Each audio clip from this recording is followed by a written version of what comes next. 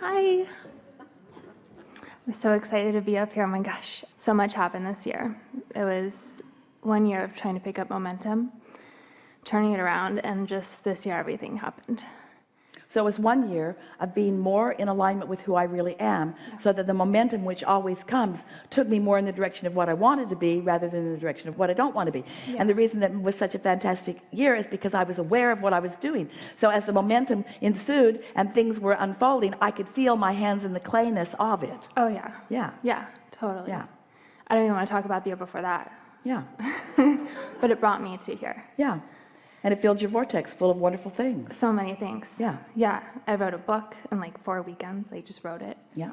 Submitted to a publisher. Yeah. Went to Hawaii twice. Yeah. Met Wayne Dyer. Now I'm here. Yeah. I won the lottery. Yeah. I won the lottery 3 times. Tell them it was $100,000 to win. $100,000. It was really close. It was close. I was 1 digit away from $90 million.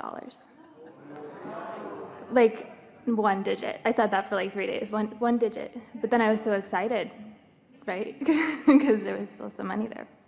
And so my question, and I kind of know the answer, but I'd like to hear it from you because I'm That guy in the back row probably knows right there. We are not making fun of you. We are appreciating every single thing you said. And we liked the thoughtfulness with which you said it. And you're right on track. And we think it's a good idea for you to keep writing things down as they are inspired to you, because they are really, really good. Yeah. Yeah. Yeah. And I took a lot of naps before I won the lottery. I was napping frequently. Yeah. That's a true story. So my question. So I have this impulse to go and get my real estate license. And I have time to do it. I have allowance to do it with, to go. When the idea occurred to you, can you recapture that thought? Not so much what the thought was, but the feeling of the thought when it came? Yeah, it was like... Was it a burst of enthusiasm? Did it feel like a really good idea? Yeah. Yeah. Yeah. And those are the ones you want to follow. Okay. Ideas that feel like that, follow them. Okay. Yeah. And now you're seeing it, so of course. Yeah. Well, it really, like, I can't see the whole picture. Of course not. And what I've learned is you don't need to. But that's why that burst of enthusiasm is all the picture you need for right now. That's the thing. You all say, well, yeah, I'll do it if you'll show me what's next and next and next and next and next. And then by needing to see something that you can't see, now you're doing exactly the same thing to these thoughts turning to things that you were doing by facing the reality that doesn't hold what you want. Just take the impulse and follow it and trust that there's going to be another and another and another. There always will be. But when you second guess it, when you get your head too much into it, when you talk yourself out of it, you disallow the momentum from getting going, then that's why the nap helped her win the lottery.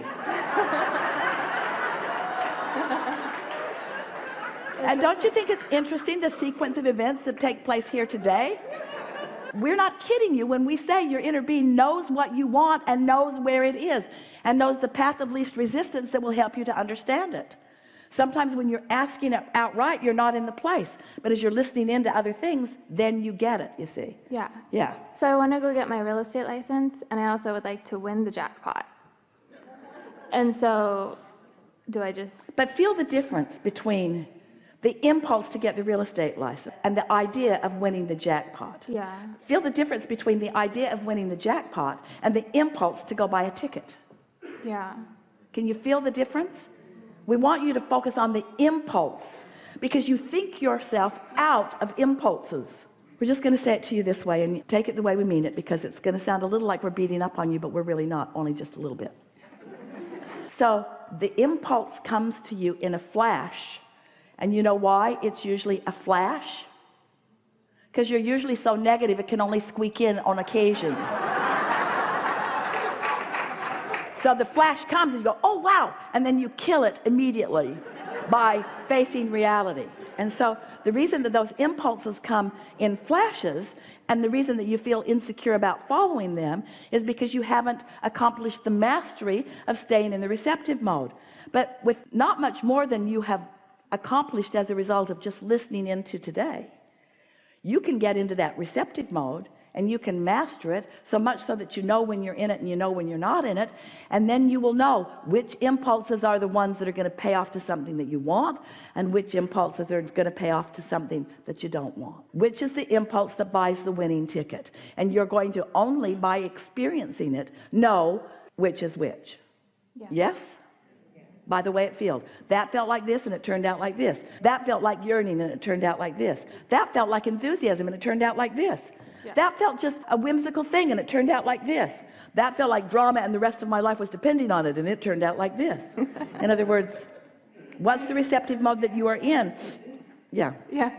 Yeah. And right after I won the lottery, I was like, I can do anything. So I really tried to win the lottery after that, and that did not feel like it didn't feel on track. Now, this is the most important conversation that we've ever had with anybody about anything in regards to deliberate creating. So you had an experience, and let's isolate it. Let's talk about how that experience happened. That was an impulse from alignment that led to that. But then the next ones were not impulses that came from alignment. They were conjuring and thinking and working and efforting and planning and plotting and defending and justifying and Yeah. And then the lottery went up. Are you getting this? Yeah. And it went up to like 1.5 billion, and I kept thinking, why is nobody winning? And I like went into this place. But then before that I was playing with, oh look, my favorite number's there. Your words are the most important words that have ever been spoken in a seminar. They're your words. I was playful. I felt playful. Yeah. I felt playful, and therefore I was in the receiving mode. And in my playfulness, I just followed it, even though it wasn't even rational maybe. Yeah. So these are the things that we want you to consider that have been received by you just now, today. You now know that your inner being is aware of where you are in relationship to what you want. You know that right now? You know that? And so if your inner being knows where you are in relationship to what you want, isn't it logical that you would want your inner being to tell you? Now, what you know about your inner being, what does that mean? What frame of mind do you have to be in? Are you on your knees praying from need? Is that the receptive mode? Or are you in appreciation? Are you in applauding? Are you in sincere appreciation of positive aspects of something? Are you light or are you heavy? Are you easy or are you tense? Are you worried or are you feeling free? Are you struggling or are you happy? This is what we're talking about. Get into that happy place and do whatever it takes to get there, and then watch what happens, and then notice the correlation between I felt like this and that happened, and I felt like that and that happened, because words don't teach. It's only life experience that teaches. Yeah. Really good. I'll chew. Really good. Thank you. Yeah.